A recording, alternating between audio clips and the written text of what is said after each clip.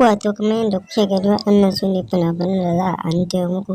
Akwai lasisi, sannan akwai hukuma, sannan da akwai ɗan kira, sannan akwai daman jini, sannan kuma da akwai sayar da rai, sannan kuma da akwai raba hanya, sannan kuma da akwai liɓaka, sannan akwai sabon aure, sannan da akwai kaska,